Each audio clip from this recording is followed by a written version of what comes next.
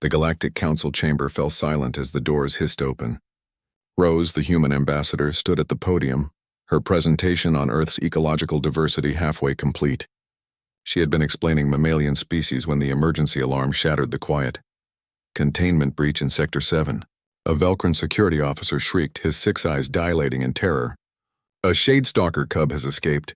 Pandemonium erupted.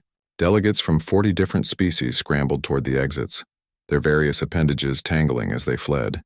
The Thessian representative, a being of pure crystalline energy, flickered wildly. Even the towering Kragnoth warriors, known across 3 galaxies for their combat prowess, retreated to the far corners of the chamber. Rose raised an eyebrow. A what now? Shadestalker. Ambassador Cuvex of the Etherian Collective gasped, his mandibles clicking frantically. Apex predator from Tenebris Prime. Even the cubs are classified as Class 9 death threats. 1 cub killed 12 trained soldiers last cycle. Before Rose could respond, a low growl echoed through the chamber. A creature emerged from the ventilation shaft, sleek, midnight black with 6 powerful legs and bioluminescent stripes along its muscular body. Its eyes glowed an eerie violet, and rows of crystalline teeth gleamed as it opened its maw. The cub was roughly the size of an earth lion, its tail tipped with venomous barbs that dripped caustic fluid onto the marble floor. The remaining delegates pressed themselves against the walls, whimpering in various alien languages. Eliam, Rose's junior attaché, had been standing near the refreshment table. The young human looked up from his datapad, noticed the chaos, and spotted the creature padding into the chamber. While aliens wailed and security systems blared warnings, Eliam simply tilted his head and studied the animal. "Oh," he said calmly, "it's just a baby. Just a baby?" Kovacs shrieked from behind an overturned desk. "That thing's venom can melt through starship hull plating." The Shadestalker cub prowled forward, its predatory instincts engaged. It moved toward the cluster of terrified delegates, muscles coiling for a pounce. Rose started to move, but Eliam was faster. He put 2 fingers in his mouth and whistled, a sharp, commanding sound that cut through the chaos. The cub froze mid-step. Eliam whistled again, softer this time, and crouched down to make himself less threatening. He extended one hand, palm up, and made a soft clicking sound with his tongue. "Come here, gorgeous. Nobody's going to hurt you."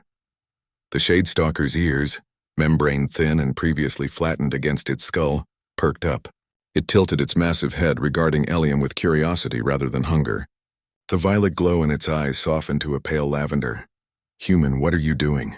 Ambassador Cuvex's voice cracked with hysteria. "It will tear you apart." Eliam ignored him. He kept his movements slow and deliberate, continuing the soft clicking sounds. The cub took a tentative step forward, then another. Its venomous tail lowered, no longer poised to strike. "That's it," Eliam murmured. "You're just scared and lost, aren't you? All these loud noises and bright lights." Rose watched, tense but trusting. She'd grown up on a ranch in Montana and recognized her colleague's body language. He knew what he was doing. The Shadestalker cub approached until it stood directly before Eliam.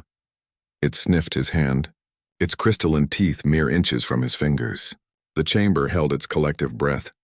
Then, impossibly, the cub made a sound, a deep, thrumming purr that resonated through the floor. Eliam smiled and scratched behind the creature's ear membranes. The cub's 6 legs buckled, and it collapsed against Eliam's chest, purring louder. Within seconds, the galaxy's most dangerous juvenile predator had climbed into his lap, curled up and closed its glowing eyes. Eliam looked up at the stunned council chamber and shrugged. "See, just needed some calm energy." The silence stretched for a full 10 seconds before Cuvex managed to speak. How is this possible? The Shadestalker is classified as unconditionally hostile.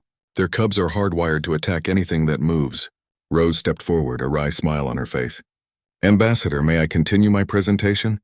This seems like a perfect teaching moment." She gestured toward Eliam and his unlikely companion. "Humans evolved alongside predators, big ones. For millennia, we've been domesticating animals that other species would consider untamable. We turned wolves into companions. We bred foxes, big cats, and even bears into manageable relationships. It's not magic, it's understanding." Understanding? A Zynthian delegate's translator struggled with the concept. "You understand predator psychology?" "We are predators," Rose explained. "We have forward-facing eyes. We persistence hunt. and our entire evolutionary history is written in blood and survival. But we're also social creatures who learn to read body language, emotional states, and pack dynamics. When Iliam whistled, he established dominance and offered safety. That cub isn't hostile. It's a juvenile separated from its parent, terrified and defensive.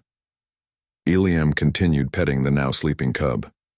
Back home, my family rehabilitates wildlife. I've hand-raised everything from wolf pups to bear cubs. The principles are pretty universal. Respect boundaries and showing them you're not a threat. The Kragnoth warrior cautiously approached, his warrior's curiosity overcoming his fear. Your species befriends death itself? Iliam chuckled. We befriend anything that'll let us. Dogs, cats, horses, dolphins, even species that could kill us easily.